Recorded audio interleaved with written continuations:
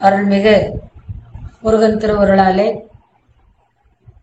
இன்றைய நாள் நாம் வேல்மாறல் என்ற அற்புதமான அந்த பாடலின் வரிகளையும் அதற்குண்டான பொருளையும் என்று பார்க்க போகின்றோம். இந்த நிகழ்வை ஏற்பாடு செய்திருக்கின்ற நம்முடைய குருவருள் ஆன்மீக மைய அன்பர்களுக்கு எனது பணிவான வணக்கங்களை முதலில் தெரிவித்துக் கொள்ளுகிறேன். நாம் இதற்கு முன்பாகவே ஒரு முறை வேல்மாறல் என்பதனுடைய பெயர் காரணமும் அது எப்படி வேல் மாறலாக மாறியது, வேல் வகுப்பு என்ற திருவகுப்பு சச்சிதானந்த சுவாமிகளால் அது வேல் மாறலாக மாறியது, அதனுடைய தன்மை எல்லாவற்றையும் சக்கரம் முதலியவற்றையும் போன வீடியோவிலேயே நம்ம பார்த்தோம். இருந்தாலும் அன்பர்கள் தாங்கள் பொருள் புரிந்து சொல்லுவதற்காக வேண்டி மீண்டும் பாடல் வரிகளையும் பொருளையும் நமக்கு சொல்லுங்கள் என்று கேட்டனால் இது மறு ஒலிபரப்பாக நமக்கு மறு ஒலிபரப்பு என்பதை விட மீண்டும் ஒரு நிகழ்வாக இது வருகின்றது. வேல் வகுப்பு, இந்த வேல் வகுப்பு என்பது 16 அடிகள் கொண்டதாக இருக்கின்றது. அதைத்தான் மாறி மாறி நாம் வேல் மாறல் என்ற வகையிலே சுவாமிகள் சொன்னதை போல பாடி வருகின்றோம்.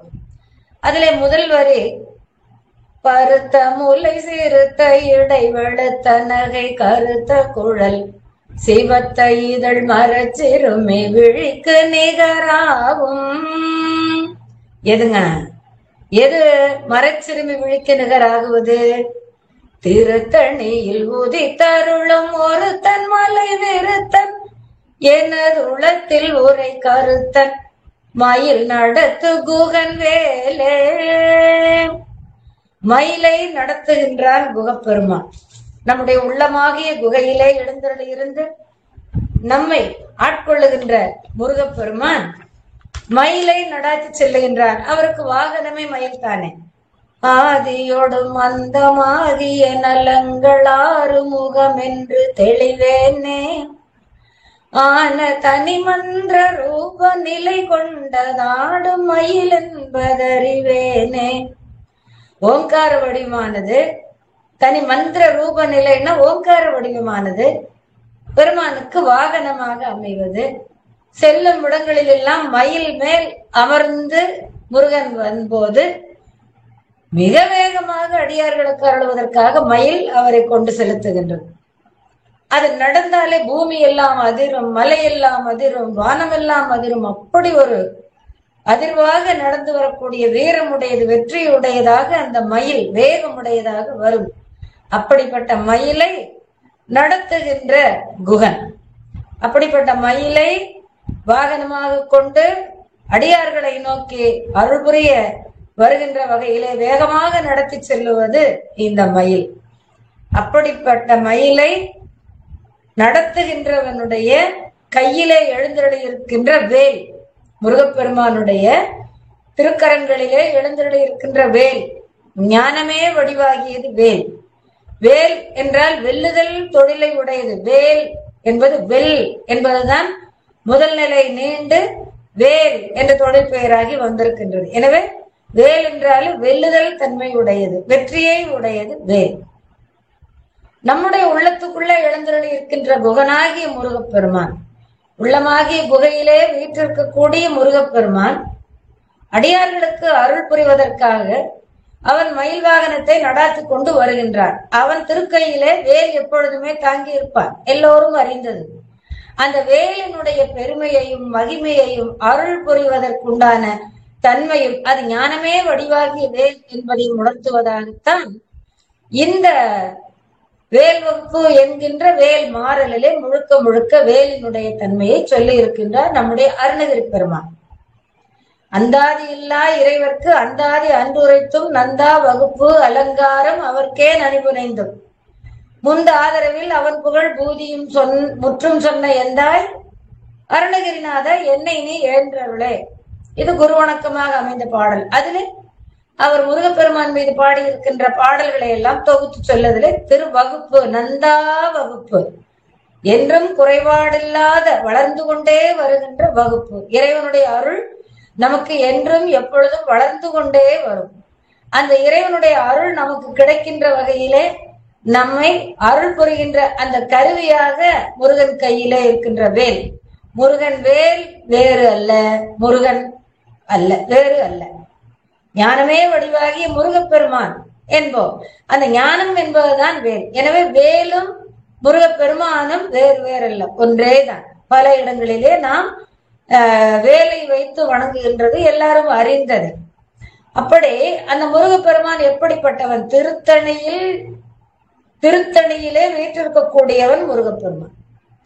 திருத்தணியில் உதித்தருளும் எழுந்தருளி இருக்கின்ற முருகப்பெருமான் ஒருத்தன், அவன் ஒப்பற்றவன்.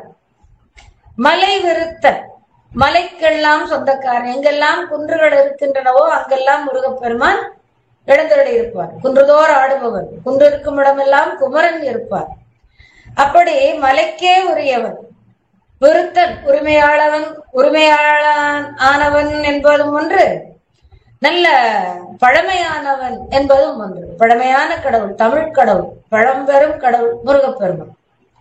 மலை விருத்தன் அவன் எங்கெங்கோ உயரத்திலே தொலைவிலே இருந்தாலும் கூட எனது உளத்தில் உரை கருத்தன், என்னுடைய உள்ளமாகிய குகையிலே எப்பொழுதும் எழுந்தருளி இருந்து எனக்கு அருள் புரிவதையே அவன் கருணையாக வேலையாக கொண்டிருக்கின்றான். உளத்தில் உரை கருத்தன், என்னுடைய உளத்தில் உரைகின்றவன், என் கருத்திலே எப்பொழுதும் நிறைந்திருப்பவன். அவன் கருத்து என்னவென்றால் நமக்கு அருளுவதுதான்.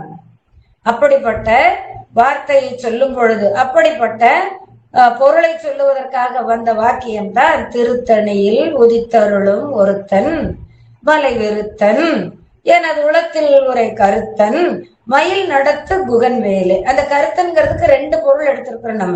நம்ம எப்பவுமே இறைவனை வணங்குகின்ற கருத்தை உடையவர்களாக இருப்போம். உள்ளத்தில் முருகப்பெருமானை எழுந்தருளிவித்து அவனையே வணங்குகின்ற கருத்தை உடையவர்களாக இருக்கிறோம் என்பது ஒன்று.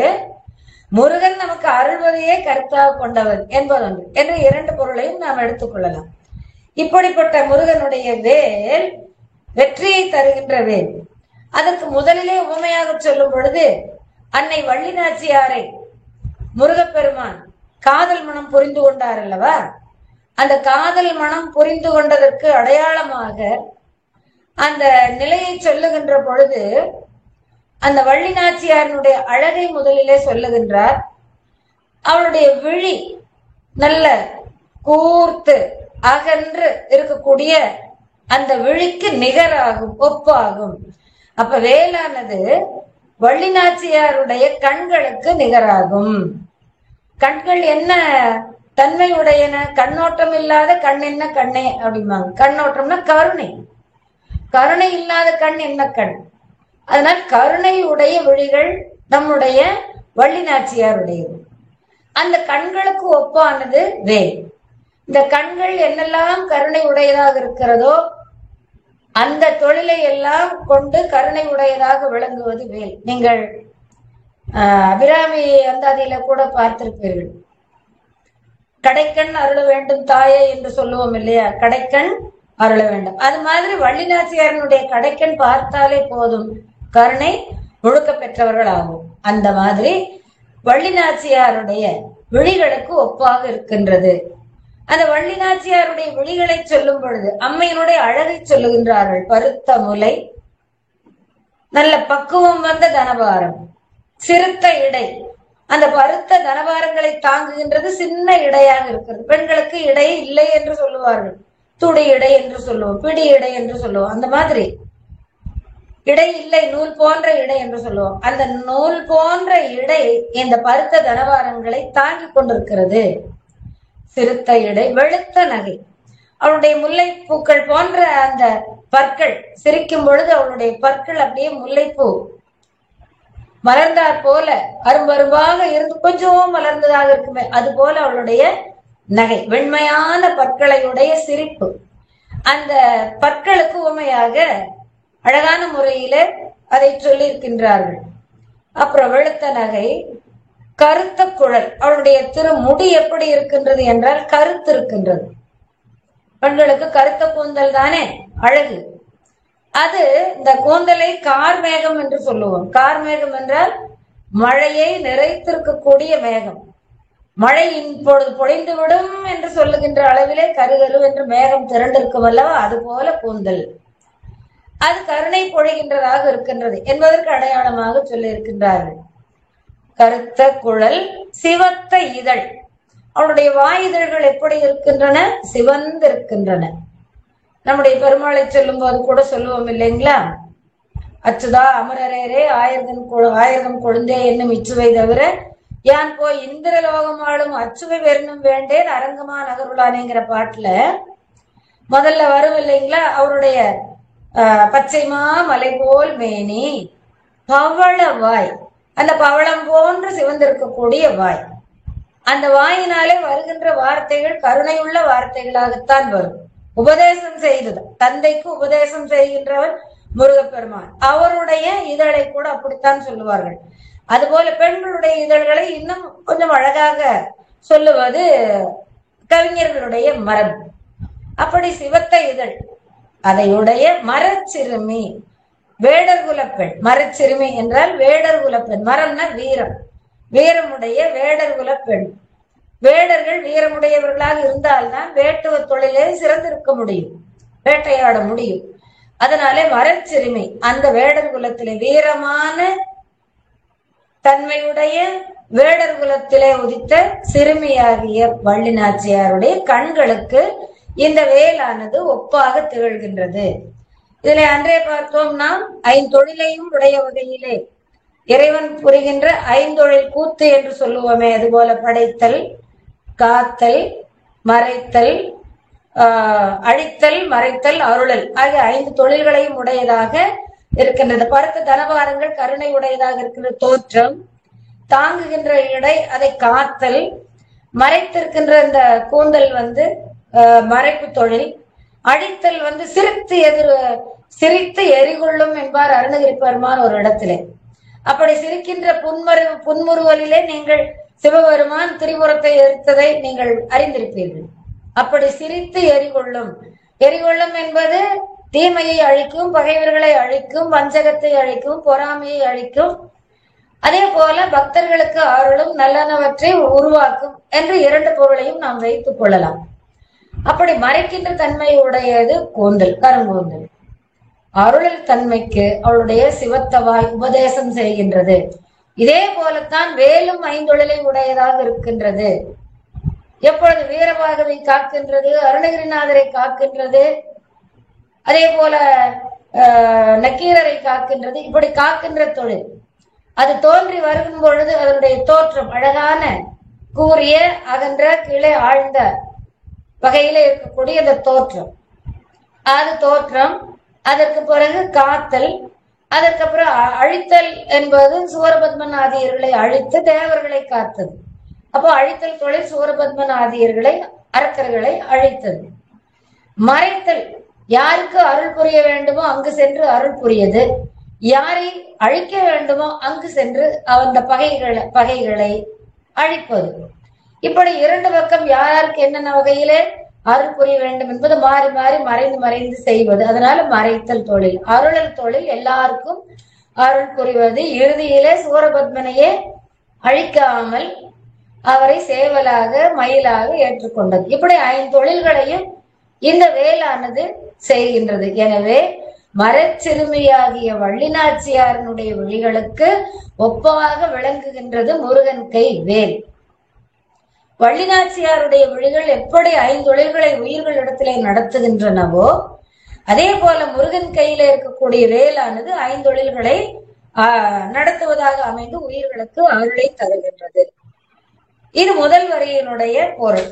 2வது வரி, பனைக்கை முக படக்கரட மதத்தவள கசக்கடவுள் பதத்திடும் நிகழத்து முளை தெரிக்க வரமாகும். ஒரு யானை, அந்த யானையின் பெயர் ஐராவதம். அது இந்திரனுக்கு உரியது. அந்த யானை எப்படிப்பட்டதாக இருக்கிறது? நல்ல பருத்து இருக்கிறது. பனை மரத்தினுடைய அந்த கைகள் போல பருத்த தும்பிக்கை உடையது. அதற்கு பிறகு முகவடாம அணிந்திருக்கின்றது. அதற்கப்புறம் அந்த ஒளி பொருந்தியதாக இருக்கின்றது. அந்த முகத்திலிருந்து மதநீர், நாம் முன்பே சொன்னோம், கர்ண மதம், கபோல மதம், பீஜ மதம் என்று அதனுடைய முகத்தில இருந்து மதநீர் வழிந்து கொண்டே இருக்கும். அந்த மதநீர் வழிந்து கொண்டே இருக்கின்ற அது உரிய நல்ல இலக்கணமுடைய யானை என்று சொல்லுவார்கள். அப்புறம் வெண்மையான அந்த தாரை அப்படியே இருக்கிறது. கசக்கடவுள் கஜம் என்பதுதான் கசம் என்று வந்திருக்கிறது. கஜம்னா யானை. அந்த யானையினுடைய கடவுளாக விளங்குகின்றவர் இந்திரன். யானை ஐராவதம் என்பது யானையினுடைய பெயர். அந்த ஐராவதத்தை உடையவர் இந்திரன். அந்த இந்திரனுடைய கால்களுக்கு ஒரு முறை சூரன் விலங்கிட்டு விட்டார். இந்திரலோகம் சென்று, இந்திரலோகம் எனக்கேதான் வேண்டும் என்று சென்ற பொழுது இந்திரனுக்கு காலிலே தடையிட்டு விட்டான், விலங்கிட்டு விட்டான். நிகழம் என்பது விலங்கு. விலங்கு. ஆசா நிகழம் துகளாயின பின் பேசா அனுபூதி பிறந்ததுவே என்று கந்தர் அனுபூதியில சொல்லுவார்கள். ஆசை என்ற விலங்கு, ஆசா நிகழம், நிகழம்னா விலங்கு. அந்த விலங்கை அந்த வேலின் முனையினாலே சென்று அந்த விலங்கை உடைத்து அவனுக்கு தெரித்தோடும்படி, அந்த விலங்கு தெரித்தோடும்படி அந்த முனையினாலே அதை அழித்து அந்த இந்திரனுக்கு வரம் தந்தது இந்த வேல். அதுதான் பனைக்கை முக படக்கரட மதத்தவள கசற்கடவுள் பதத்திடும் நிகழத்து முளை தெரிக்க வரம் ஆகும்.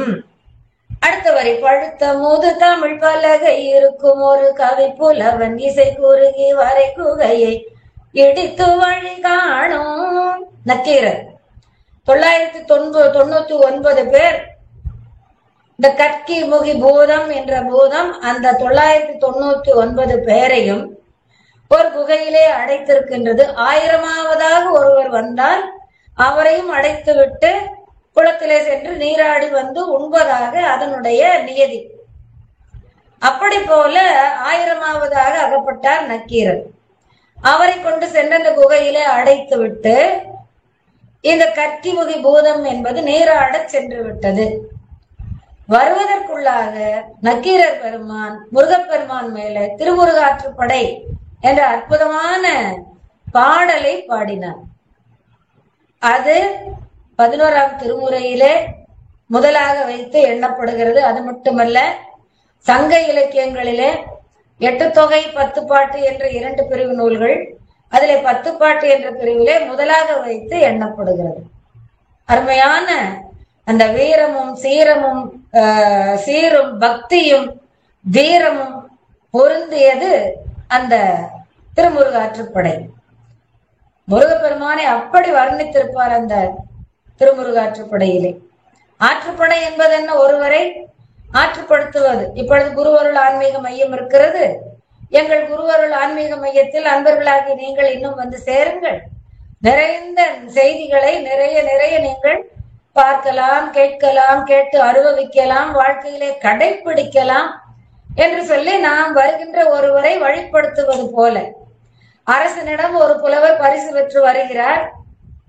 வருகின்ற புலவர் எதிரிலே அரசனிடம் பரிசு பெற செல்வதற்காக ஒருவர் வந்து கொண்டிருக்கின்றார்.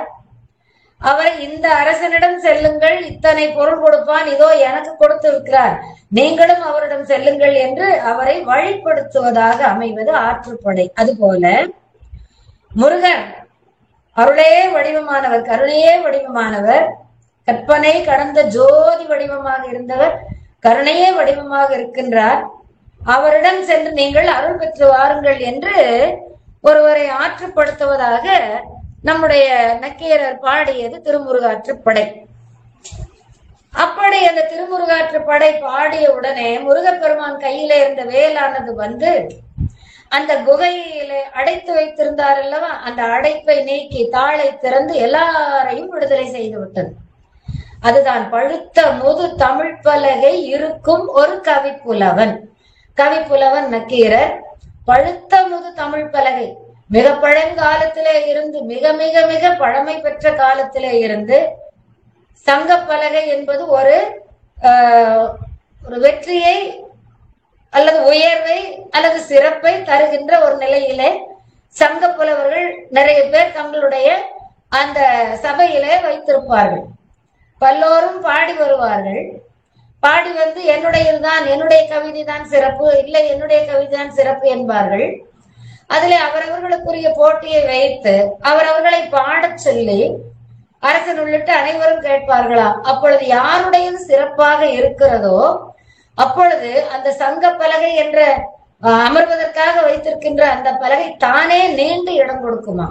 யாருடைய கவிதை சிறப்போ அந்த சிறப்புக்கு உரியவர், இந்த சங்க பலகையிலே அமர்வதற்கு உரியவர் இவரே என்று அவர் பாடிய பாடலை தெரிவு செய்து அமரச் செய்யுமா. அதான் சங்க பலகை என்று பெயர். அதுதான் இங்கே படுத்த முது தமிழ் பலகை. எத்தனையோ காலகாலமாக சங்கம் வைத்து, தமிழ் சங்கம் வைத்து ஆண்டது நம்முடைய தமிழ்நாடு. உங்களுக்கு தெரியும், முச்சங்கம் வைத்து தமிழை ஆண்டது. அப்படி இறைவனே தலைவனாக இருந்து சங்கத்தை நடத்தி வரக்கூடிய அந்த காலத்திலே நக்கீரருக்கு இப்படியான ஒரு இடம் கிடைத்தது. அந்த பலகையிலே இருக்கின்ற பழுத்த முது தமிழ் பலகை என்று அதற்கு பெயர். ஏனென்றால் தமிழிலே தான் பாடினார்கள் கவிஞர்கள், புலவர்கள், ஞானிகள்.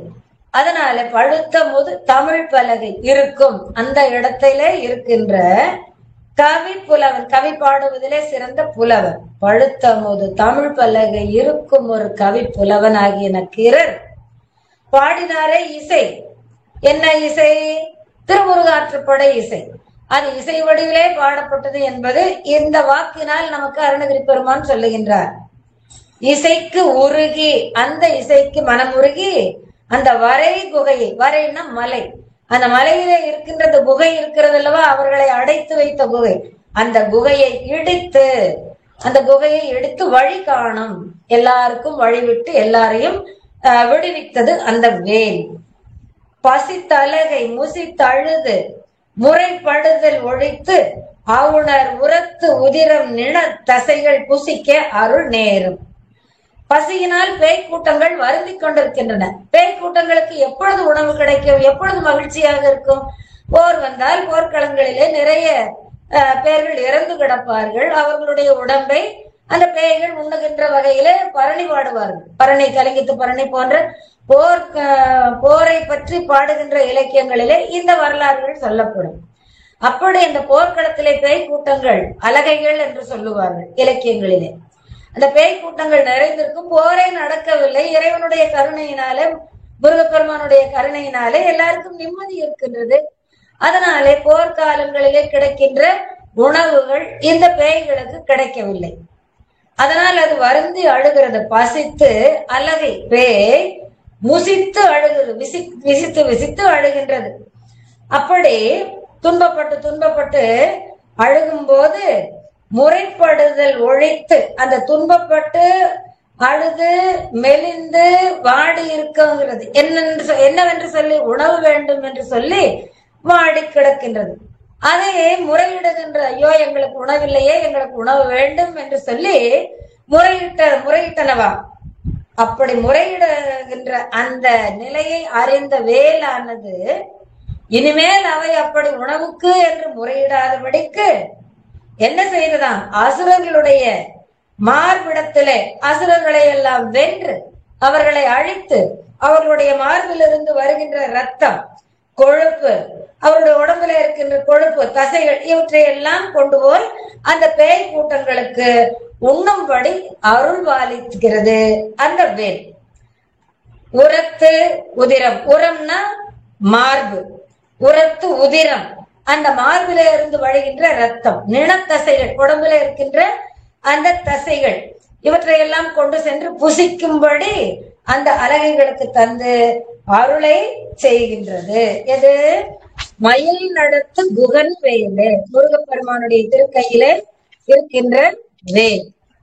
சுரர்க்கும் முனிவரர்க்கும் மகபதிக்கும் விரிதனக்கும் அரிதனக்கும் நரதமக்கும் இடுக்கள் உறும் இடுக்கள் வினை சாடும். சுரர்கள் தேவர்கள், முனிவர்கள், அப்புறம் மகபதி இந்திரன், விதி பிரம்மா, அரி பெருமாள், நரர் மனிதர்கள், இவர்களுக்கெல்லாம் நேரிடுகின்ற அந்த வினைகள் இருக்கின்றன, துன்பமாகிய வினைகள். எல்லாருமே உயிர் வர்க்கங்கள் தான், தேவர்கள் என்றாலும் அவர் உயிர் வர்க்கங்கள் தான். ஒரு 5 காலம் பதவி போல, ஒரு அமைச்சர் பதவி போல 5 காலமோ 10 ஆண்டு காலமோ இருந்துவிட்டு மீண்டும் மனிதனாக பிறந்து விடுவார்கள். அவர்கள் புண்ணியம் செய்த காலத்திற்கு ஏற்றவாறு இந்த புண்ணியத்தை அனுபவித்து விட்டு வந்து விடுவார்கள். ஏன் அப்படி? அவர்கள் புண்ணியம் செய்திருந்தாலும் என்னால் தான் இது நடந்தது என்ற கர்வத்தை உடைய காரணத்தினாலே அந்த கர்வம் கொள்ளக்கூடாது, ஆணவம் கொள்ளக்கூடாது. அப்படி கொண்டதனாலே மீண்டும் அவர்கள் மனித பிறவிக்கு வந்து விடுவார்கள். எந்த பிறவியோ மனித பிறவி என்பது மட்டுமல்ல. அப்படியானால் இங்கே வராமல் இருக்க என்ன செய்ய வேண்டும்? என்ன நல்லது செய்தாலும் அது இறைவனால் எனக்கு செய்ய ஒரு வாய்ப்பு கிடைத்தது என்று இறைவன் மேல் அதை சாத்தி விட்டோமானால் அந்த விலங்கு நமக்கு வந்து சேராது, இறைவன் திருவடியிலேயே இருக்கும். அப்படி இவர்களுக்கெல்லாம் வருகின்ற துன்பங்களாகிய வினைகளை சாடி அதை அழித்து விடும். அது அந்த வினைகளை எல்லாம் அழித்து அவர்களுக்கு அருளை தருவது முருகன் கையிலே இருக்கின்ற வேலாகும். சுடற்பருதி ஒழிப்ப, நில ஒழுக்குமதி ஒழிப்ப, அலை அடக்கு தழல் ஒழிப்ப, ஒளிர் ஒளிப்பிறவை வீசும். அந்த வேலினுடைய ஒளி எப்படி இருக்கின்றது? சும்மா 1000 கோடி காமர் அழகெல்லாம் திரண்ட மேனி உடைய அந்த முருகப்பெருமான், அவருடைய மேனி எப்படி ஒளி வீசுகிறதாம்? 1000 சூரியர்கள் சேர்ந்து வந்தால் எத்தகைய ஒளியாக இருக்குமோ அப்படி ஒரு ஒளி, அதையும் விஞ்சிய ஒளி என்பார்கள் அருணகிரி பெருமான். அப்படி ஒளிர் ஒளிப்பிரபை வீசும். ஒளிப்பிரபை அந்த ஜுவாலை, வெளிச்சம், சுடர் அப்படி வீசிக்கொண்டிருக்கிறது. எதெல்லாம் மங்கி போயிற்று? சூரியனுடைய ஒளி மங்கியது, நிலவின் ஒளி மங்கியது. அம்மா ஒரு நிமிஷம், சாரி.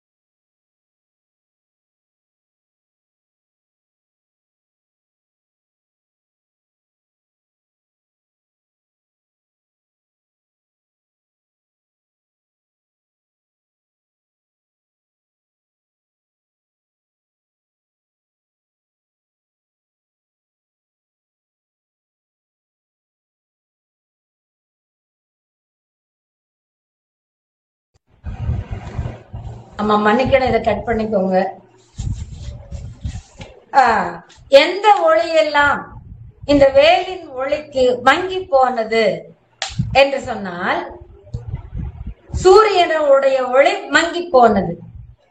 அதுதான் முதல்ல சொல்லியிருக்காங்க. சுடர் பருதி ஒளிப்ப, சுடரே விட்டு ஒளிர்கின்ற பருதி சூரியன், அது இந்த வேலின் ஒளிக்கு ஒளிஞ்சு போச்சா, ஒளிந்து கொண்டதான். அதே போல நில ஒழுக்கும் மதி ஒழிப்ப, நிலவு ஒழுக்குகின்ற அந்த கருணை அது குளிர்ச்சியாக இருக்கும். ஆனாலும் கூட ஒளி வெள்ளமாக இருக்கும். நீங்கள் பௌர்ணமி நாட்களிலே பார்க்கும் போது பார்க்கலாம், வெள்ளை வெளேர் என்ற அந்த நிலவு ஒளிரும். அந்த ஒளியும் கூட வேலின் ஒளிக்குள்ளே மறைந்து விட்டதாம். அது மட்டுமல்ல, கடலிலே வடவாமுக அக்னி என்ற ஒரு அக்னி இருக்கும். அந்த கடல் வெப்பமுடையதாக இருக்கும். அந்த வெப்பத்தினுடைய தாக்கம் பெரிய அலையாக மேலே எழும். அப்படி எழும்போது அந்த ஒரு ஒளி வீசும் பாருங்கள், அது வடவாமுக அக்னி. அது எத்தகைய ஜுவாலையோடு அந்த வெப்பம் சூழ்ந்து வரும் அந்த அக்னி என்று பாருங்கள். அந்த ஒளி கூட இது நம்முடைய முருகப்பெருமானுடைய திருக்கைகளிலே இருக்கின்ற வேலின் ஒளிக்குள்ளே மறைந்து விட்டதாம். அப்படிப்பட்ட ஒளியை வீசுகின்ற வேலாக குகன் வேல் இருந்தது, இருக்கிறது, இருக்கும். அந்த வேல் என்ன செய்கிறது? துதிக்கும் அடியவர்க்கு ஒருவர் கெடுக்க இடர் நினைக்கின் அவர் குலத்தை முதல் அறக்களையும். எனக்கு ஒரு துணையாகும். ஒருவருடைய குலத்தையே அறக்களைந்து விடும், வேரோடு நீக்கிவிடும். யாருடைய குலத்தை? யாரெல்லாம் முருகப்பெருமானை அன்பு கூர்ந்து உயிரேயாக வணங்குகின்றார்களோ, உன்னை ஒழிய ஒருவரையும் நம்புகிறேன், பின்னை ஒருவரை யான் பின் செல்லேன் பன்னிருகை கோலப்பா வானோர் கொடியதனை தீர்த்தருளும் வேலப்பா செந்தில் வாழ்வே என்று பாடுவார் அல்லவா. உன்னை ஒழிய ஒருவரையும் நம்புகிறேன். அதுதான் இங்க. அப்ப முருகப்பெருமானை தவிர வேறு யாரையும் மனத்தாலும் வாக்கினாலும் செயலாலும் வணங்காமல்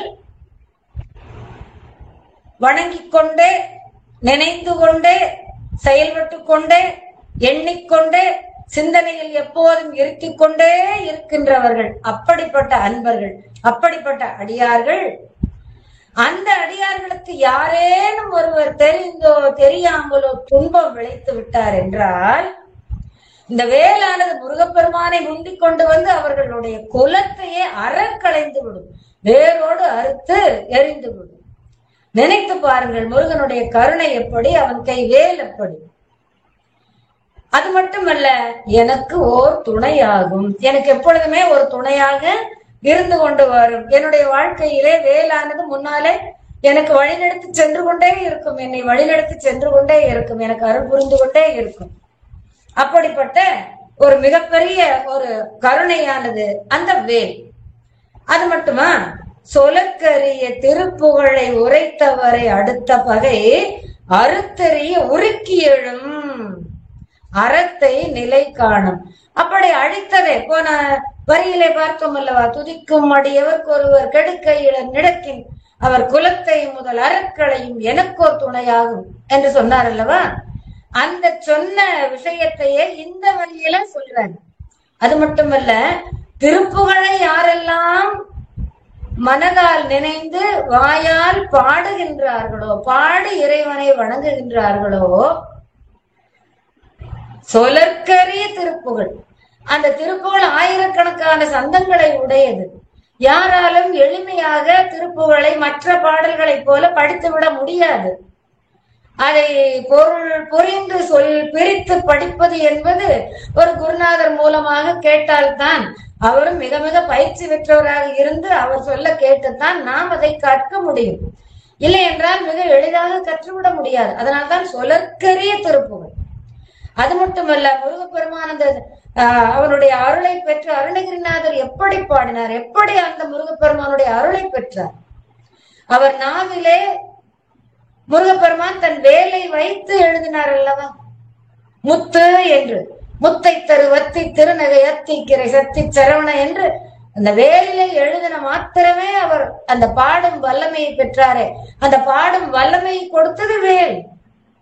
அப்படி அதனுடைய புகழையோ பெருமையையோ உயர்வையோ சொல்லி முடியாது. அதனுடைய சந்தத்தையோ அதனுடைய அழகையோ. ஒரு பக்கம் பார்த்தால் மென்மையான எழுத்துக்களே, மெல்லின எழுத்துக்களே அமைந்திருக்கும். ஒரு பக்கம் பார்த்தால் வல்லின எழுத்துக்களே அமைந்திருக்கும். ஒரு பக்கம் பார்த்தால், ஒரு பாடலை பார்த்தால் இடையின எழுத்துக்களே அமைந்திருக்கும். ஒரு முறை பார்த்தால் எல்லா எழுத்துக்களும் கூடி வர சந்தங்களிலே அற்புதமாக அமைந்திருக்கும். பல்வேறு சந்தங்களை, ஆயிரக்கணக்கான சந்தங்களை போட்டு பாடி இருக்கிறார். அந்த திருப்புகழின் பெருமையை சொல்லி மாளாது. அப்படிப்பட்ட திருப்புகழை உரைத்தவரே யாரெல்லாம் அதை பாடுங்கள் நல்லது, முடியவில்லை என்றால் படியுங்கள் நல்லது, அதை பார்த்து சொல்லுங்கள் மிக மிக நல்லது. அப்படி உரைத்தவரை அடுத்த பகை. அப்படி திருப்புகளை, பெருமை மிக்க திருப்புகளை, உயர்வுடைய திருப்புகளை, சொல்லுவதற்கே அரிதான திருப்புகளை யாரெல்லாம் சொல்லி பாடுகின்றார்களோ, பேசுகின்றார்களோ, சொல்லுகின்றார்களோ, அவர்களை அடுத்த பகை, அவர்களை வந்து சேர்ந்த பகையானது அந்த பகையை அறுத்தெறிய, மேலே சொன்னது போலத்தான் அவர் குலத்தை முதல் அறக்களையும் என்று சொன்னார்களோ அதுபோல அறுத்தெறிய, வேரோடு அறுத்தெறிய உருக்கி எழும். மிக வேகமாக அது கோவித்து கொண்டு கிளம்புமா. அப்படி உருக்கி எழும், கோவித்து எழும். அப்படி எழுந்தாலும் கூட அதிலே ஏதேனும் ஒரு அறம் இருக்குமோ, இவர் ஏன் இப்படி இவரை பகை கொள்கிறார், அப்படியானால் இவர் செய்த காரியம் என்ன என்பதை ஆராய்ந்து பார்த்து தர்மத்தின்பால் அது நிற்குமா. அறத்தை நிலை காணும், தர்மத்தை நிலைநிறுத்தும். வேண்டுமென்று இவர் பகை என்று சொன்னால் உடனே அந்த பகையாளியை அழித்து விடாது. அதிலே யாரிடம் என்ன தவறு இருக்கின்றது என்று ஆராய்ந்து பார்த்து தர்மத்தை நிலைநாட்டும். இப்படிப்பட்டது அந்த முருகன் கை வேல். அசுரர்கள் எப்படிப்பட்டவர்களாக இருந்தார்கள், எம்மாதிரியான தவம் செய்தார்கள், எத்தனை பெரிய வரத்தை அடைந்தார்கள். ஆனால் அவர்கள் செய்வது அசுரர்கள் எல்லாம் சேர்ந்து கொண்டு தேவர்களுக்கு தீங்கிழைப்பதே வேலையாக செய்தார்கள். அவர்களால் அதை பொறுக்க முடியவில்லை. ஆனால் அந்த வேலானது அந்த நிலையில அசுரர்களை அழித்து தேவர்களை காத்தது. ஆனாலும் கூட அவர்கள் செய்த தவத்தினுடைய பயனாக கடைசியிலே சூரபத்மனை சேவலாக மயிலாக ஆக்கி கருணை புரிந்ததல்லவா? அதுதான் அந்த வேலினுடைய தகைமை. அதற்கு பிறகு என்னப்பா, எல்லோருக்கும் பிறந்து வாழ்கின்ற அனைவருக்கும் இறப்பு என்பது ஒன்று வரும். அந்த இறப்புக்கு யார் வருவார்? யமன் வருவார். யமன் வரும்போது இந்த வேலானது முன்னே சென்று நின்று யமனை தடுக்கும். வராதே, போடா, எட்டப்போ. பாரதியார் பாடுவார் அல்லவா, எட்டப்போடா யமனே, நான் முருகனை வணங்கி கொண்டிருக்கிறேன் என்று பாரதியார் சொல்லுவாரே, அது போல நாம் எல்லாம் சொல்லுவதற்குரிய வகையிலே அந்த வேல் நமக்கு அருள் புரியும். யாரை போல? தருக்கி நமன் முறுக்க வரி. தருக்கி ரொம்ப அகங்காரத்தோடு, யமன் வெகு வேகத்தோடு இந்த உயிரை எடுத்து விடுவோம் என்று ஊக்கத்தோடு வந்தால், எருக்கு மதி தரித்த முடி படைத்த விரல். எருக்கு மதி, அது என்னது? எருக்கு மாலையை அணிந்தவர் சிவபெருமான். அதனால்தான் விநாயகர் பெருமானுக்கு எருக்கு மாலையை நாம அணிகிறோம், அவருடைய கருணையினாலே. எருக்கு மாலையையும் மதி நிலவையும் சூடியுள்ள ஜடாமுடி உடையவர். எருக்கு மதி தரித்தவர் அணிந்திருக்கின்றவர், அந்த முடியை உடையவர். அவர் படைத்த விரல், அப்படி சூடி இருக்கின்ற சிவபெருமான், மதியை சூடியவர் சிவபெருமான்.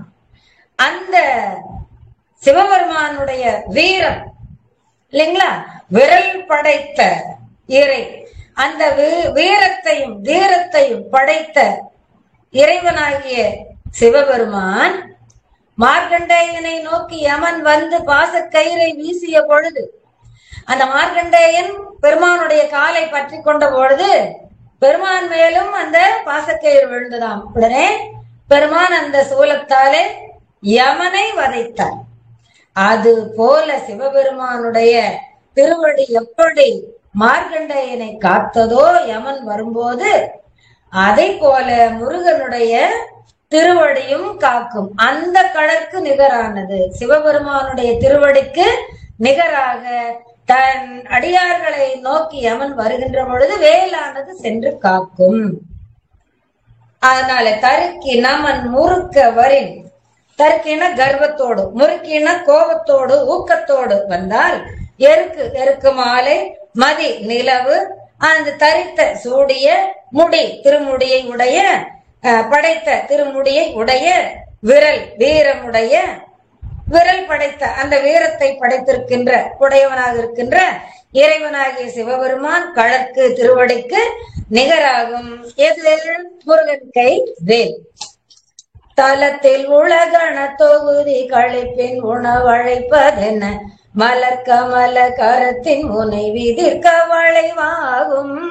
பூமியில் உள்ள கணத்தொகுதிகள், அதாவது உயிர் வர்க்கங்கள் எல்லாருக்குமே மகிழ்ச்சி அடையும்படி, அவர்கள் வேண்டும் என்கின்ற அளவுக்கு உணவு உண்ணும்படி எல்லா பொருட்களையும், அந்தந்த உயிர்களுக்கு உண்ணுவதற்கு ஏற்ற எல்லா பொருட்களையும் அப்படியே அந்த வேலினை இப்படி ஒரு சின்ன அசைவு அசைத்தால் எப்படி அது நுனி வளைந்து கொடுக்குமா, அந்த வளைவிலேயே எல்லா பொருட்களையும் இருந்த இடத்தில் கொண்டு வந்து கொடுக்குமா.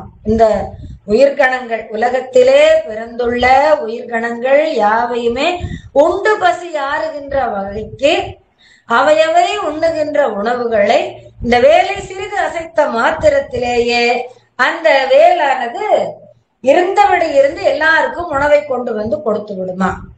அப்ப பூமியில் உள்ள உயிர் வர்க்கங்கள் யாவும் மகிழ்ச்சி அடையும் அளவுக்கு உண்ணும் பொருட்களை வரவழைக்க வேண்டி வந்தால், தாமரை மலரை ஒத்த இறைவன் திருக்கரத்தில் இருந்தபடியே, மலர் கமல, மலர்னாலே தாமரை, அது கமலம் சொல்லு. கமல மலர் தாமரை போன்ற கைகளை உடைய அந்த முருகப்பெருமானுடைய திருக்கைகள். அந்த முருகப்பெருமானுடைய கைகளில் இருந்தபடியே அந்த கைவேல் முருகப்பெருமான் ஒரு சிறிது அப்படி அசைச்சாலும் கைவேலின் முனை பாகத்தை அசைச்சா போதும், அது சுற்றி வந்து நினைத்த மாத்திரத்திலே உணவுப் பொருட்கள் யாவற்றையும் கொண்டு வந்து யாவரும் உண்ணும்படி சேர்த்து விடும். இது திருத்தணியில் இருந்த உதித்தருளும் ஒருத்தன் மலை விருத்தன் எனது உலத்தில் உரை கருத்தன் மயில் நடத்து குகன் வேலானது. சரி, இது மட்டுமா அப்பா? மற்ற என்ன செய்கின்றது? தனித்து வழி நடக்கும் எனது இடத்தும் ஒரு வலத்தும் இருபுறத்தும் முன்னும் பின்னும் அருகடுத்து சுற்றி வளைத்தும் என்ன செய்யும்? என்னது? இரவு பகல் துணையதாகும். இரவும் பகலும் எந்த நேரத்திலும், நாம் எந்த நேரத்திலும் இரவாகட்டும் பகலாகட்டும் எந்த நேரத்திலும் தனியாக செல்ல வேண்டிய வாய்ப்பு வரும் பொழுது, வனாந்தரத்திலே எப்படி அருணகிரி பெருமான் அந்த போதிமலையை காண வரும் பொழுது நடுக்காட்டிலே சிக்கி கொண்ட பொழுது, வழி தெரியாமல் குழி தெரியாமல் மாட்டிக்கொண்ட பொழுது முருகப்பெருமானே என்ன செய்தார்? ஒரு வழிப்போக்கர் வேடத்திலே வந்து, வாப்பா உன்னை நான் கொண்டு சென்று விட்டு வருகிறேன் என்று அவருக்கு துணையாக வந்து போதிமலை ஆண்டவரை தரிசிக்க மலையின் அடிவாரத்திலே விட்டு விட்டு சென்று விட்டாரே, மறைந்து விட்டாரே, அதை நீங்கள் நினைவு கொள்ளுங்கள். அப்பொழுது முருகன் கை வேல், வேல் வேறு முருகன் வேறு அல்ல என்று நாம் பார்த்தோம். அதனாலே அதை சொல்லுகின்றார். தனித்து வழி நடக்கும் எனது இடத்தும் ஒரு வலத்தும், இடப்பக்கமானாலும் சரி வலப்பக்கமானாலும் சரி, இருபுறத்தும் முன்பக்கமானாலும் சரி பின்பக்கமானாலும் சரி. அப்படியானால் இடையிலே கேப் இருக்கிறதே, இடம் இருக்கிறதே என்றால் அருகடுத்து என்னை சுற்றியும் பக்கத்திலே வந்தும் இரவு பகல் துணையதாகும். இரவும் பகலும் என்று வாராது, எல்லா நேரங்களிலும் எனக்கு துணையாக நின்று உதவுவது முருகன் கை வேல். சலத்து வரும் அரக்கருடல் கொழுத்து வளர் பெருத்த குடல் சிவத்த தொடை என சிகையில் விருப்பமோடு சூடும். வேல் தனக்கு எதை மாலையாக சூடிக்கொள்ளுகிறது? ரொம்ப மகிழ்ச்சியோடு ஆனந்தத்தோடு விருப்பத்தோடு எதை தனக்கு மாலையாக சூட்டிக் கொள்ளுகிறது? சலத்து வரும் அரக்கர் உடல்.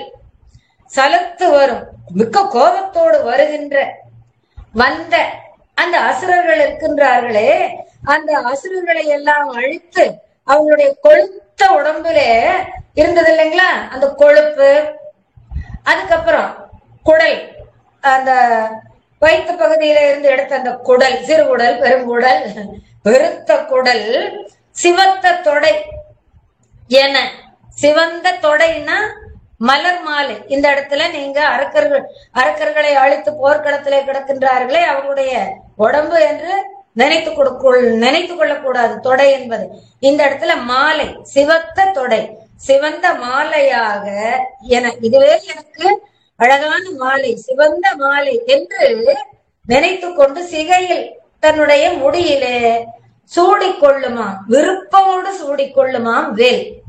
அப்போ மிக்க கோபத்தோடு வருகின்ற அந்த அசுரர்களின் உடலில் கொழுத்து வளர்ந்திருந்த பெரிய குடலை சிவந்த நிறமுடைய மாலை போல தனது முடியில் ஆசையுடனே எடுத்து சூடிக்கொள்ளுமாம் இந்த தணிகை குமரனுடைய திருக்கையிலே இருக்கின்ற வேல்.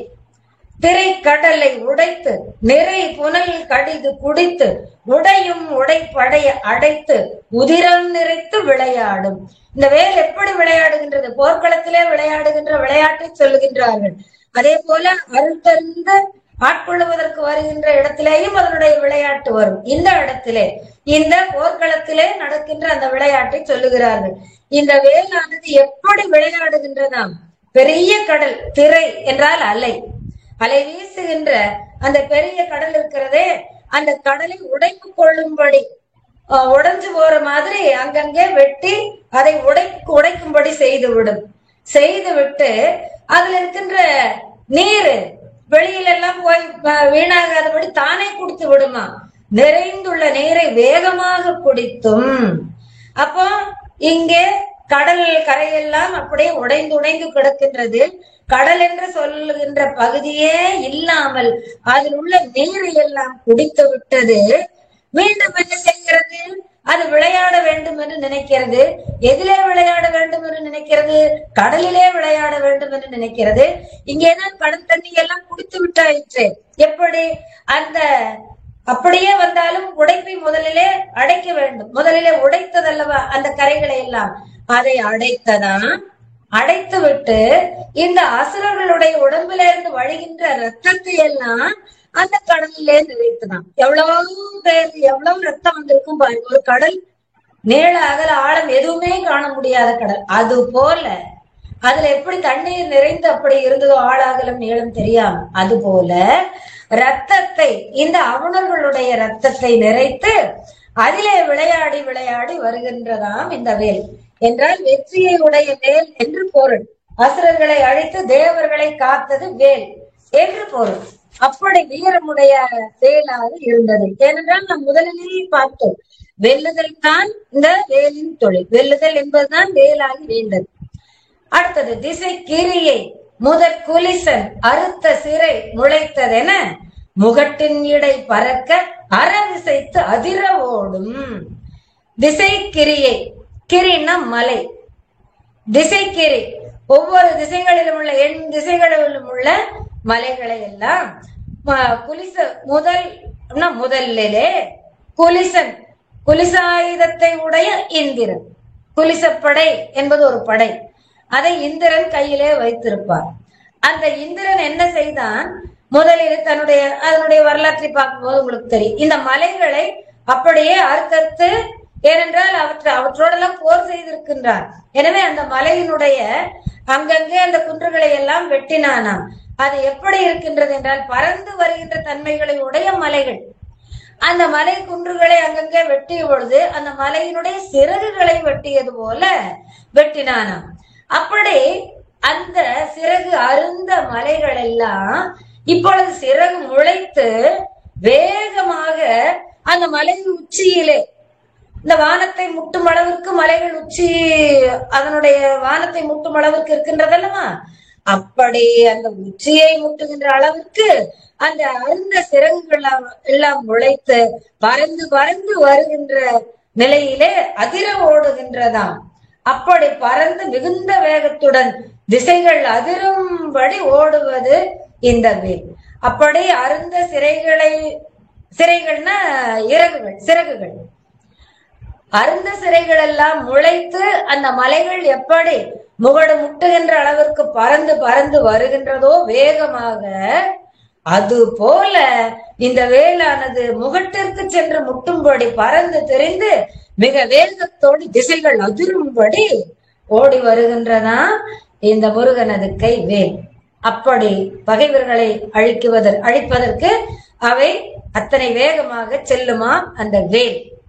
முருகன் கையில் இருப்பது ஒரு வேல். அவர் நிறைந்த கருணையோடு விட்டால் அது ஒரு வேல் விடும்போது நீங்கள் பார்த்திருப்பீர்கள், போர்க்கருவிகளிலே ஒரு கருவியை விடும்போது அதுவே பலவாக உருமாறி, அதே வேல் விடுவதிலே பலமாக உருமாறி சென்று பகைவர்களை அழிப்பதை நாம் திரைப்படங்களிலே கண்டிருப்போம். அது போல அந்த ஒரு வேல் பல வேல்களாக மாறி முகடெங்கும் உச்சி எங்கும் பறந்து திரிந்து வேகமாக வருகின்ற மலைகளை போல மிக அதிரும்படி, திசைகள் எல்லாம் அதிரும்படி வேகமாக நம்முடைய உயிர்களுக்கு, இறைவனை வணங்குகின்ற உயிர்களுக்கு அருள்வதற்காக வேகமாக வந்தனவா. அதற்கப்புறம் சினத்தவுணர் எதிர்த்தரண களத்தில் வெகு குறைத்தலைகள் சிரித்து எயிறு கடித்து விழித்தளர மோதும். இந்த போர்க்களத்திலே குறைவிட்ட தலைகள் எல்லாம் விழுந்து கிடக்கின்றன. எப்படிப்பட்ட போர்க்களம்?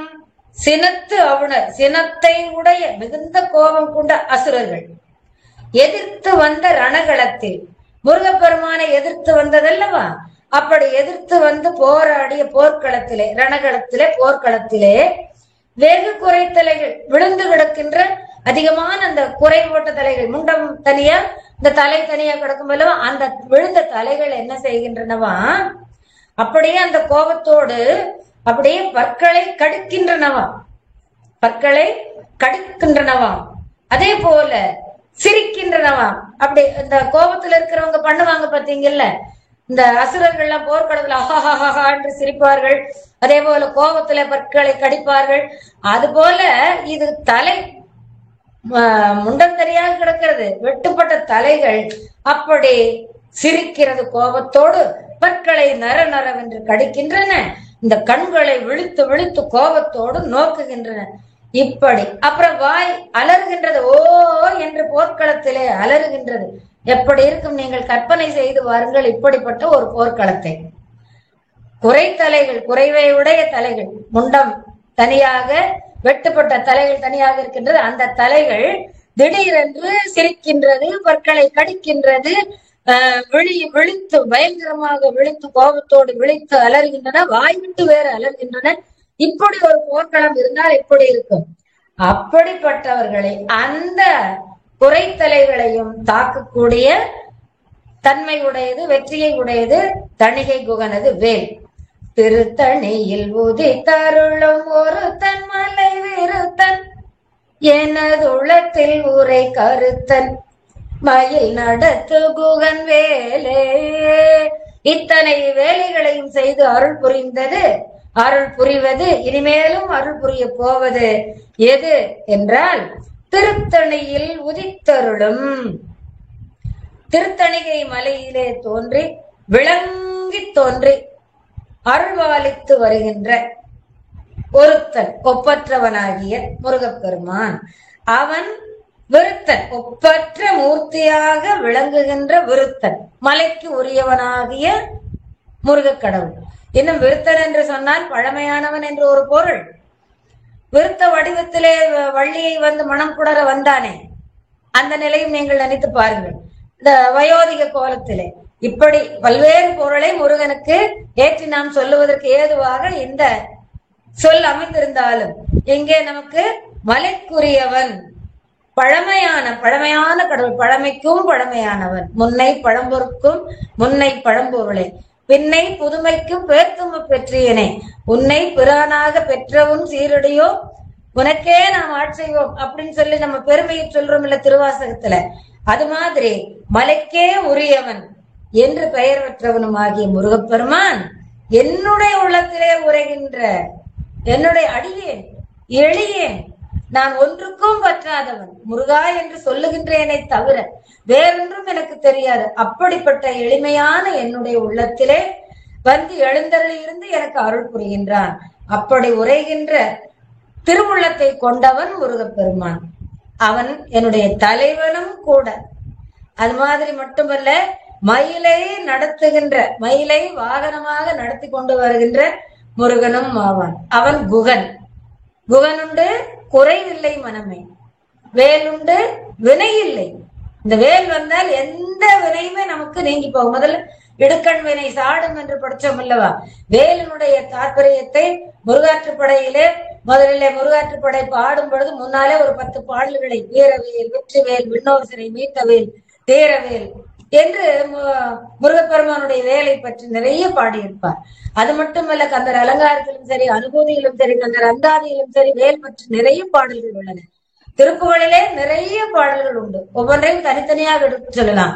அதை தவிர திரு வகுப்பிலே வேல் வாங்கு வகுப்பு, இந்த வேல் வகுப்பை தவிர வேல் வாங்கு வகுப்பு என்ற ஒன்றையும் பாடி இருக்கின்றார் அருணகிரி பெருமான். இதை தவிர வேல் விருத்தம் என்ற ஒன்றையும் பாடி இருக்கின்றார். 10 பாடல்கள் அமைந்தது.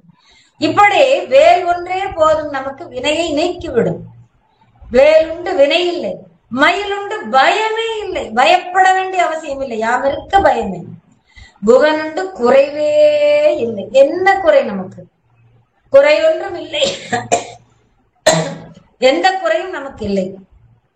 கந்தன் உண்டு கவலையே இல்லை. இத்தனை இலக்கணங்களையும் தாங்கி, இத்தனை கருணையையும் தாங்கி, இத்தனை அருளையும் தாங்கி, உயிர்களுக்காகவே, இந்த உலகில் உள்ள அனைத்து உயிர்களுக்காகவே அவன் அருள் புரிய அவதாரம் செய்து வந்தான். அருவமும் உருவமாகி அனாதியாய் பலவாய் ஒன்றாய் பிரம்மமாய் என்ற ஜோதி பிழம்பு அது ஒரு மேனியாகி, கருணை ஊர் முகங்கள் 6, கரங்கள் 12 கொண்டு ஒரு திருமுருகன், ஒப்பற்ற திருமுருகன் வந்து இங்கே உதித்தான். இந்த உலகம் உய்வதற்காக, இந்த உலக மக்கள் எல்லாம் நன்றாக வாழும்படிக்காக இந்த நிலையிலே முருகன் உதித்தான். அவன் கையிலே வேல், அம்மை கொடுத்த வேல் அல்லவா, அம்மையிடம் வாங்கிய வேல் அல்லவா, ஞானமே வடிவான மூர்த்தி அல்லவா. அந்த வேலும் ஞானமே வடிவானது. வள்ளி இச்சாசக்தி, தெய்வயானை கிரியாசக்தி, வேலானது ஞானமே வடிவானது. இத்தனையும் கொண்டுள்ள முருகப்பெருமான் ஆன்ம மூர்த்தி, முதல் மூர்த்தி, கருணாமூர்த்தி ஆக எழுந்தருளி இருந்து நமக்கு அருள் புரிகின்றான். இவ்வளவாக இருக்கின்ற இத்தனை பெருமைகளையும் சிறப்புகளையும் உடைய வேலானது திருமுருகன் திருக்கையிலே இருந்து கொண்டு, திருத்தணி முருகன் திருக்கையிலே இருந்து கொண்டு நமக்கு அருள் புரிகின்றது. அதனாலேதான் இந்த பாட்டிலே ஒரு நயம், பருத்த முலை என்று பா என்று தொடங்குகிறது இந்த பாடல், வேலே என்று லே என்று முடிகிறது. எனவே முதல் எழுத்தையும் கடைசி எழுத்தையும் சேர்த்தால் பலே என்று இந்த பாடலிலே ஒரு நயம் வைத்து கூறுவார் அருணகிரி பெருமான். அதனாலே பலே, இந்த வேல் வகுப்பை படித்தவர்கள் எல்லோரும் வாழ்க்கையிலே பலே என்று சொல்லுகின்ற அளவுக்கு பெருமையோடு இருப்பார்கள். ஆக மொத்தம் இந்த வேலானது என்ன செய்கின்றது? திருத்தணிகை முருகனது வேலானது வள்ளி நாச்சியாரின் விழிக்கு ஒப்பாக திகழ்கின்றது, கருணையே வடிவமானதாக திகழ்கின்றது. இந்திரனுடைய காலில் சூரன் அணிந்த விலங்கை ஒடித்து எறிந்தது, நக்கீரனை மலை குகையிலிருந்து காத்தது. நக்கீரனை மட்டுமல்ல, அவரோடு அங்கே அடைந்திருந்த 999 புலவர்களும் வெளியிலே விடுதலை பெற்று வந்தார்கள். அதை செய்தது வேல். பேய்கள் மகிழும்படி மாமிச உணவுகளை கொண்டு வந்து கொடுத்தது அந்த கருணை, பேய்களிடமும் கருணை கொண்டது அந்த வேல். தேவர்கள், முனிவர்கள், இந்திரன், பிரம்மன், திருமால், மனிதர்கள் என்று அனைத்து உயிர் வர்க்கங்களிடமும் துன்பங்களை போக்கி வினைகளையும் ஒழித்து விட்டது. சூரியனுடைய ஒளி, சந்திரனுடைய ஒளி, வடவாமுக அக்னியினுடைய ஒளி, இவற்றையெல்லாம் அடக்கி மிகுந்த ஒளி வீசியதாக திகழ்கின்றது. அடியார்களுக்கு யாரேனும் ஒருவர் கெடுதல் நினைத்தால் அவர்களுடைய குலத்தையே வேரோடு நாசமாக்கிவிடும். அது மட்டுமல்ல, எனக்கு எனக்கு எனக்கு ஒரு ஒப்பற்ற துணையாக இருக்கும். எனக்கு என்று நம்ம உயர்வாக தனிப்பட்ட முறையில சொல்லிக் கொள்ளலாம். இருமான் திருப்பன்கொல்லோ, சிவகணங்களுள் எண்ணப்பட்டு இருமான் திருப்பன்கொல்லோ என்பார் திருநாவுக்கரசு பெருந்தகை. அதுபோல முருகனுடைய அருள் பெற்றவர்கள் இருமாந்திருக்கலாம் அவருடைய திருவடியிலே. இதோ முருகன் எனக்கு அருள் புரிந்திருக்கின்றான் என்று அந்த இருமாப்புலை இருக்கலாமா? அதை திருநாவுக்கரசர் அனுபவித்திருக்கின்றார், அதை சொல்லுகின்றார். இந்த இடத்துல அருணகிரி பெருமானும் அதை சொல்லுவதாக, நாமும் அதை சொல்லுவதாக நினைந்து பெருமைப்பட்டுக் கொள்ளலாம். எனவே எனக்கும் அது ஒப்பற்ற துணையாக இருக்கின்றது. எது? முருகன் கைவேல். திருப்புகழை உரைப்பவர்களின் பகையை அறுத்தருகின்றது. அது மட்டுமல்ல, அது தர்மத்தோடு செய்கின்றது அந்த செயலை, அறத்தை நிலைநிறுத்துகின்றது. யமன் வரும்பொழுது சிவனாருடைய திருவடிக்கு ஒப்பாக நின்று காக்கின்றது. அது மட்டுமல்ல, சகல உயிர்களுக்கும் உணவளிக்கின்றது. நீங்கள் கேள்விப்பட்டிருப்பீர்கள், ஒரு சின்ன டப்பாவுக்குள்ள எறும்பு போட்டு மூடி வச்ச பின்னால எப்படி சாப்பிடும், அதுக்கு யார் உணவு கொடுப்பாங்கன்னு பார்க்கலான்னு ஒரு சோதனையா அதெல்லாம் கதை வழங்கி இருப்பார்கள் புராண செய்திகளை. அப்பொழுது அதற்கும் ஒரு அரிசியை வைத்திருந்தானாம் இறைவன். எப்படி எல்லா உயிர்களையும் படைத்தானோ, எல்லா உயிர்களையும் அந்தந்த உடம்புக்குள் புகுத்தி அனுப்பினான். அந்த புகுத்தினது தான் இங்க படைத்திருக்குன்னு சொல்லும். மற்றபடி உயிரை என்றும் உள்ளது உயிர், இறைவன் என்றும் உள்ளவன். அதுபோல உயிர்கள் என்றும் உள்ளது, அதுபோல பாசமும் என்றும் உள்ளது.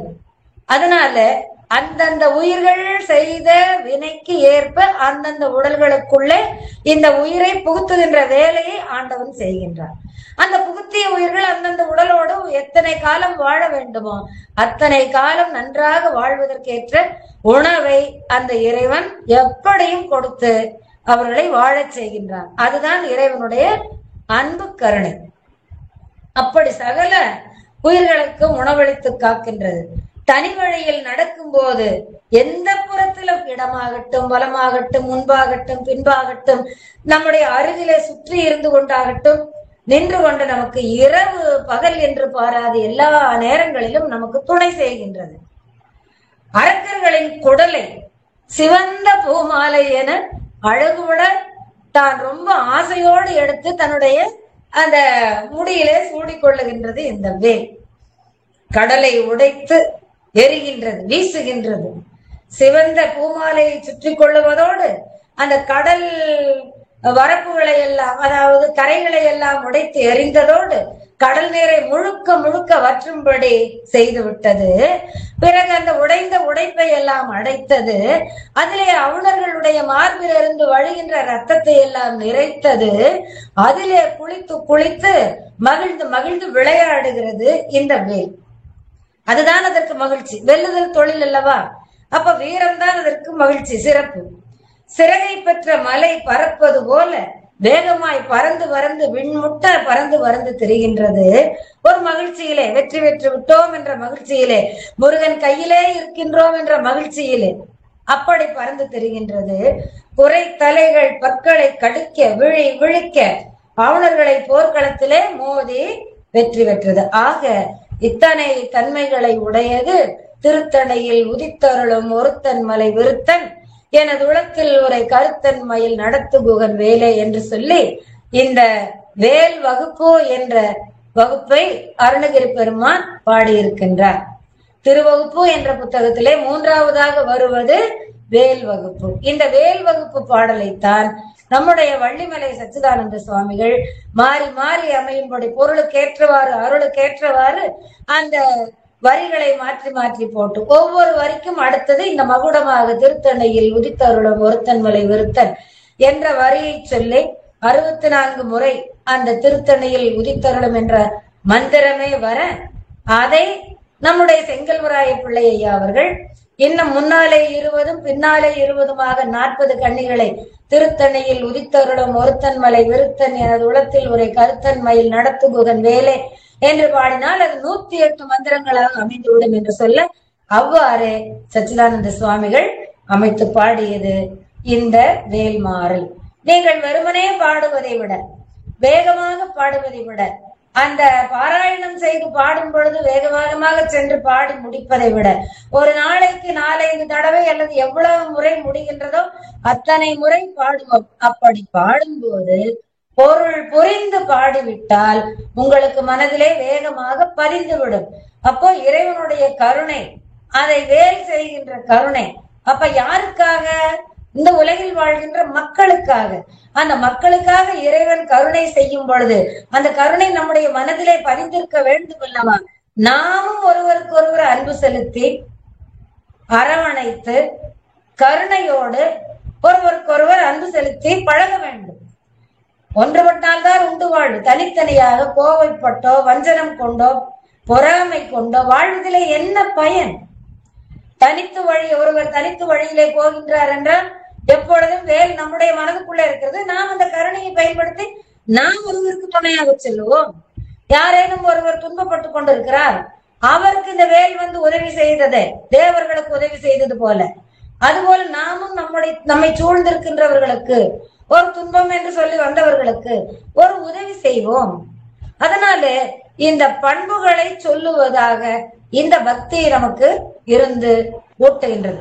அருணகிரியார் பக்தியாக பாடியிருந்தாலும் கூட மக்கள் இப்படியெல்லாம் வாழ்வாங்கு வாழ வேண்டும் என்ற வாழ்வியல் கருத்துக்களையும் உள்ளடக்கி நமக்கு சொல்லுவது போல முருகனுடைய கருணை எப்படி நமக்கு பதிந்திருக்கின்றதோ அவனுடைய கருணையை நாம் பெற்றதன் மூலமாக மற்றவரோடு பேசும் பொழுது அன்பாக, பார்க்கிற பார்வையே அன்பாக, இப்படி நம்ம வாழ்க்கையில எல்லாம் இனிமையாக படைத்துக் கொண்டால் இன்பமாக வாழலாம்.